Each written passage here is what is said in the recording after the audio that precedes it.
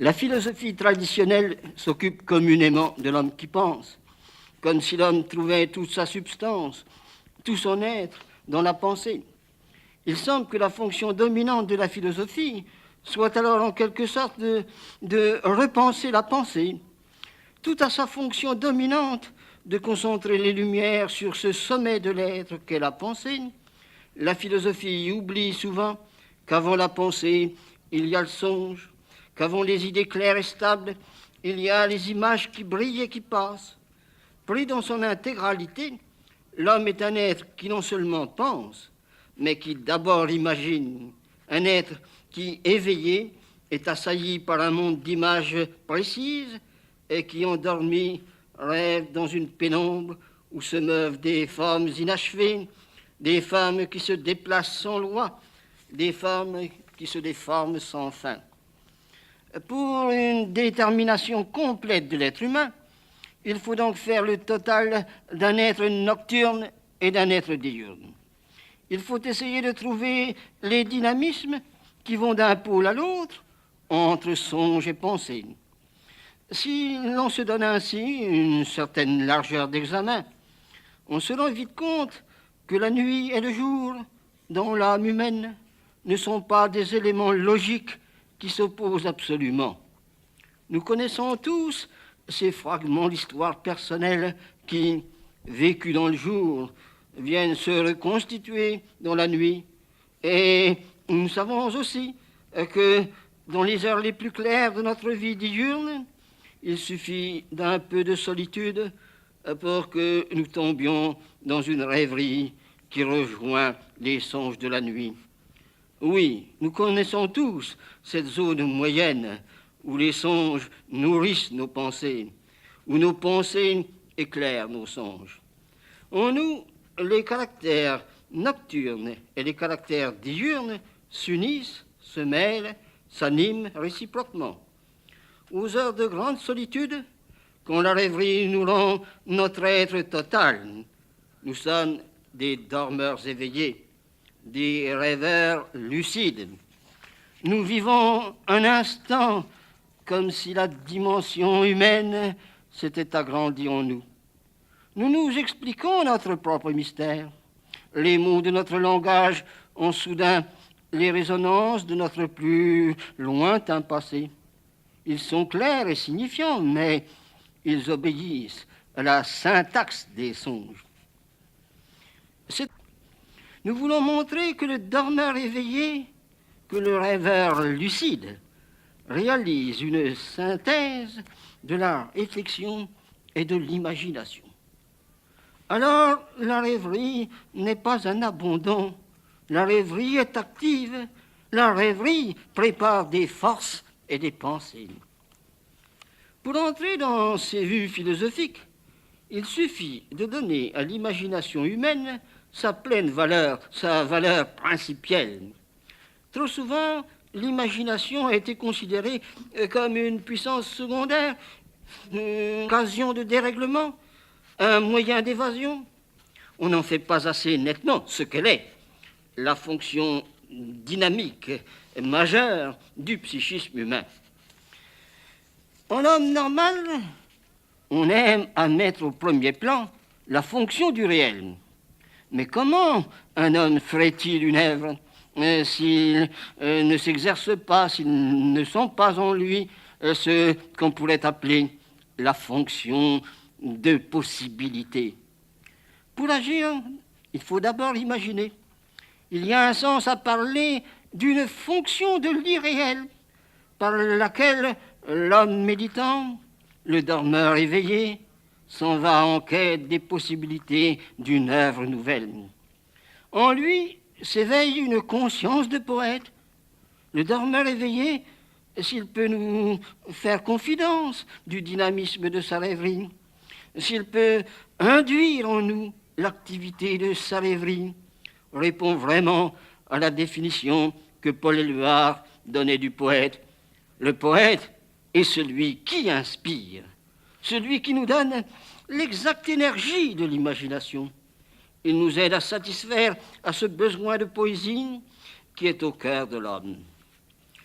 Or, Y a-t-il poésie sans une adhésion corps et âme à une image aimée, à des images privilégiées, à des images qui mettent en nous une vie à la fois profonde et nouvelle, à des images qui, dans leur magnifique simplicité, nous renouvellent dans les profondeurs de notre être.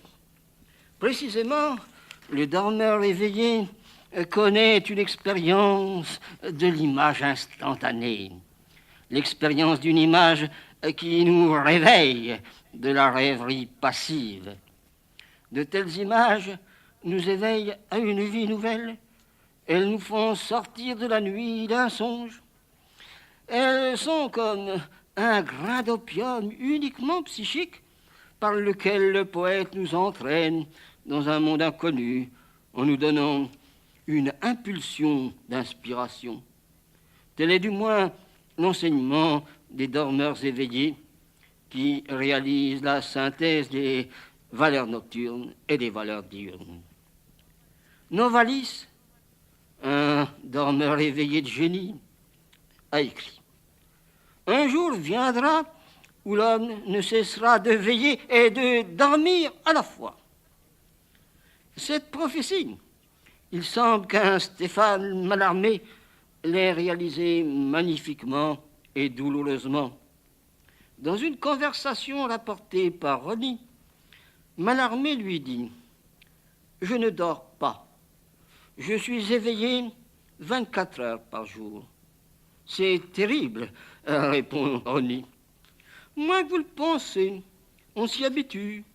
On pense tout doucement, lentement, mais avec la clarté du cristal. Les hommes pourraient bien vivre sans sommeil, continue Mallarmé. Ce n'est réellement pas une nécessité, le sommeil, c'est une grâce. » Et l'écrivain danois Sven Johansson, auquel nous empruntons ses confidences, se réfère précisément à un sonnet d'insomnie mallarméenne. Sonnet qui nous livre, je cite Mallarmé, sans fleurir la veillée amère, une rose dans les ténèbres. Ces sollicitations de Novalis et de Mallarmé vers la rêverie active, vers la rêverie consciente, vers une rêverie qui éveille en nous la conscience. Voilà autant d'expressions que Mallarmé a mis en lumière. C'est là qu'il trouve la pure clarté du cristal et qui nous livre précisément cette conscience de rêver qui nous semble beaucoup plus difficile que la conscience de penser. Entendons-nous bien, il ne s'agit pas ici du simple souvenir d'avoir rêvé, mais bien de l'actuelle conscience qui accompagne une rêverie actuelle. La psychanalyse étudie des souvenirs nocturnes, des séquelles de cauchemars. Elle mêle les drames du jour aux visions de la nuit. Elle se contente d'étudier une imagination à retardement. L'explication symbolique de la psychanalyse quant au désir différé. Voilà ce qu'elle explique. Les synthèses du diurne et du nocturne sont alors disloquées, déséquilibrées. Le souvenir est une faculté de paresse et de regret. Il nous écarte de la pleine vie. Au contraire, les véritables dormeurs éveillés sont dans la vie même. Psychiquement, ils sont vraiment présents à eux-mêmes. Ils ne sont point dérangés par les spectacles du monde. Ils ne sont point entraînés par un temps qui n'est pas leur. Le plus communément, la présence à soi-même se prend dans la réflexion, en reformant la conscience qu'on a de soi, au contact des idées sur lesquelles on a bien souvent réfléchi. Sur les idées bien claires, nous recommençons à notre gré un examen de notre propre être pensant, mais plus grande, plus vaste, plus novatrice est notre conscience d'imaginer. Notre appartenance au monde des images est plus fort, plus constitutif de notre être que notre appartenance au monde des idées. C'est du moins ce que doit reconnaître tout dormeur éveillé. Tout dormeur éveillé qui ancrera sa rêverie sur une grande image privilégiée et qui nous permet à notre gré de recommencer un examen de notre être songeur à la frontière de notre être nocturne et de notre être diurne. Une telle image est un centre de synthèse à partir duquel des valeurs psychiques profondes se développent et s'animent. Ce sont des images enracinées profondément en nous et qui viennent de recevoir dans notre rêverie lucide une sorte de mutation florale. Mais encore une fois, si la fleur est complexe, il faut que la racine soit simple. Un exemple suffira sans doute pour montrer comment une image privilégiée réunit les valeurs du monde de la nuit et du monde de la lumière. Demandons-nous par quel génie psychologique notre langue française, comme plusieurs autres, a trouvé la formule « une eau dormante ». Une eau dormante.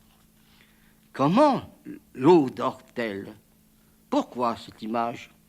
Dès que nous l'analysons, pourquoi nous apparaît-elle si vaste, si vraie, si humaine?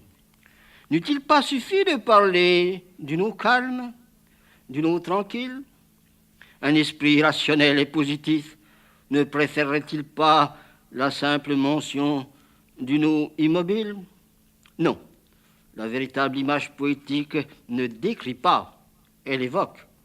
Elle appelle des souvenirs, elle provoque des songes, elle s'ouvre sur un monde infini. Jusqu'ici, pour suivre la voie la plus directe, je n'ai esquissé la signification du dormeur éveillé que dans le sens d'une inspiration poétique. Mais la synthèse du nocturne et du diurne se présente dans bien d'autres domaines et devient plus forte quand elle se réalise en une synthèse de l'idée et de la figure, quand l'imagination et la réflexion s'animent l'une l'autre en une dialectique incessante. La solitude de l'âme qui réfléchit est très grande. Lui aussi, comme le poète, se met à l'écart du flux des vécus subalternes. Il s'installe dans une pensée. Il écoute en lui-même, dans le silence de sa raison, le génie humain hésité, le génie humain travaillé. Voyez un grand mathématicien dans sa méditation. Voyez un Leibniz se donnant corps et âme à la réflexion. Leibniz travaille 2 jours. Il vit dans une chambre sombre. À la fenêtre, il y a 2 petits carreaux en verre épais, en verre bombé, et Leibniz est assis. Quand l'esprit se tend trop, quand l'esprit perd sa fraîcheur, son mordant, Leibniz a coutume de prendre un court sommeil, un sommeil de quelques minutes, dans son fauteuil. Mais, nous dit-il, ce sommeil est si profond que l'esprit en sort tout neuf, à nouveau aiguisé. La figure géométrique, la courbe et ses tangentes sont devenues idées pures. Elle est devenue une vérité résumée dans un rapport de quantité infinitésimale. Oui, l'image trop concrète que le mathématicien a emportée dans un sommeil momentané est devenue, dans l'instant du réveil, une idée claire. Leibniz, au sortir du sommeil absolu, est un esprit qui connaît le réveil absolu. Il bénéficie à son gré du rythme du nocturne et du diurne dans le court espace d'un tout petit quart d'heure. C'est au niveau de l'esprit lui-même, qu'il vit le sommeil et le réveil. Le corps n'y est pour rien. Il est esprit naissant, intelligence naissante. Il est une pensée qui vient de s'assurer par le sommeil profond de n'avoir plus d'idées préconçues. Le court sommeil a fait de l'esprit dans sa totalité une pensée libre, une pensée pure. La nuit éphémère a placé le réveil dans le sens de la lumière spirituelle. Certes, nous n'avons pas une aussi facile communication avec le génie de l'idée qu'avec le génie de l'image. Si chacun d'entre nous peut entendre les résonances d'une parole neuve dite par un poète, nous sommes plus sourds aux puissances de l'idée neuve. Nous ne fréquentons pas assez les chemins qui nous mèneraient à la solitude de l'être pensant. Penser, c'est pour nous trop souvent se souvenir d'anciennes pensées. C'est trop souvent, chez un homme cultivé, ruminer sa culture. Dans l'ordre de la réflexion, il semble que le dormeur éveillé doive nous donner des leçons d'origine d'esprit, comme il nous donnait, dans l'ordre de l'imagination, des leçons d'origine du langage. En fait, le dormeur éveillé est un technicien du réveil maximum, du réveil total. Du repos d'esprit le plus condensé, le dormeur éveillé fait surgir l'activité d'esprit la plus vive. La nuit éphémère permet à l'esprit de s'occuper de soi-même, d'être tout entier attentif à une idée de valeur, vivant vraiment pour la valeur d'une idée. Quelle joie d'être nous éprouvons quand nous recevons une idée nouvelle.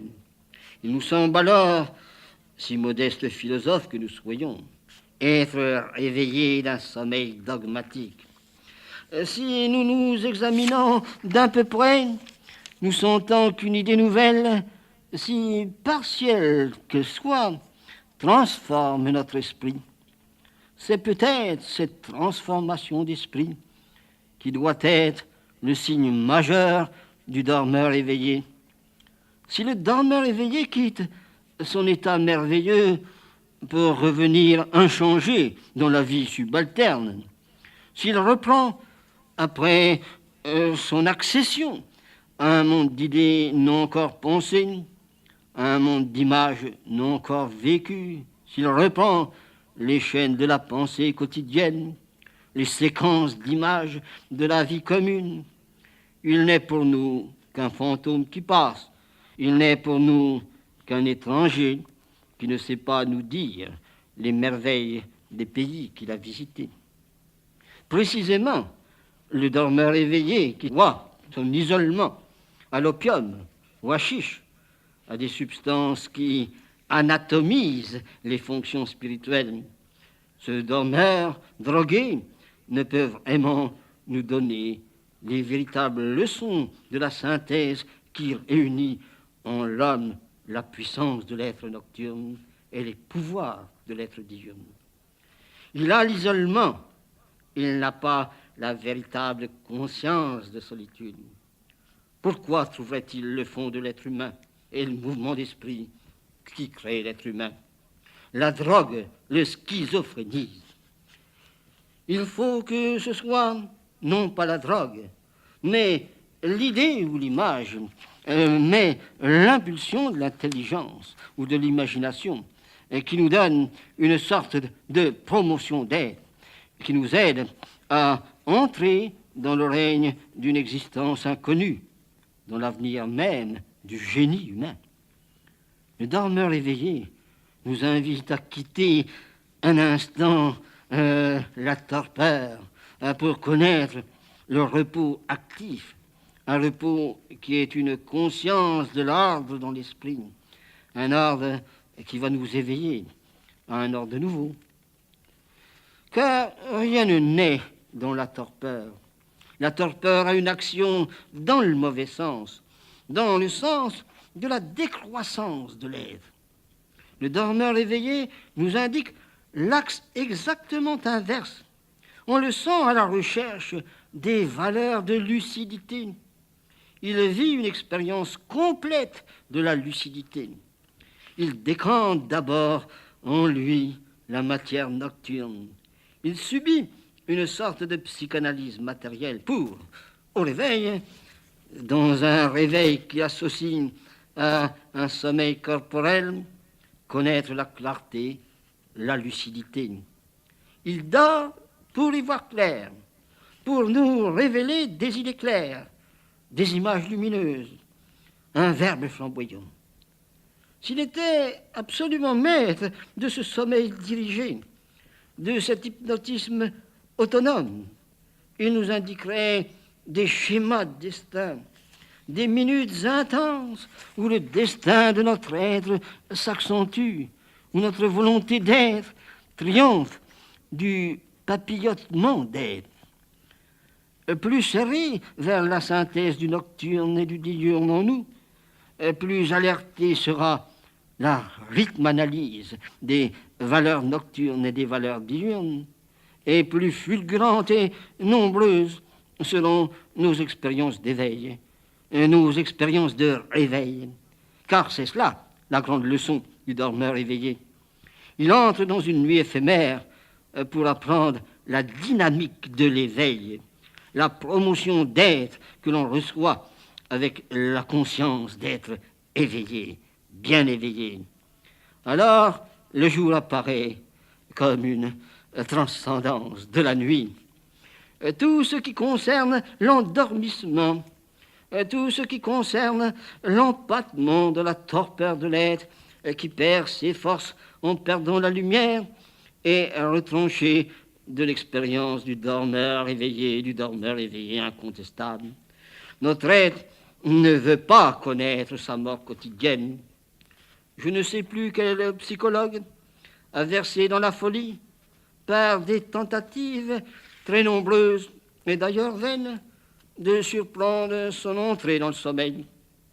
Nous n'allons jamais au bout du voyage qui tous les soirs nous plonge dans la nuit psychique. Tout ce qui a égard en nous à ce qui touche une diminution d'être, une perte d'être, ne peut pas être décrit. Décrire, c'est déjà vivre, c'est déjà communiquer la vie. Le dormeur éveillé ne nous doit des confidences que sur son éveil. Il ne peut nous donner que la saine induction vers la diurnité de l'être. Il médite, il pense, il rêve dans le sens d'une aube d'humanité.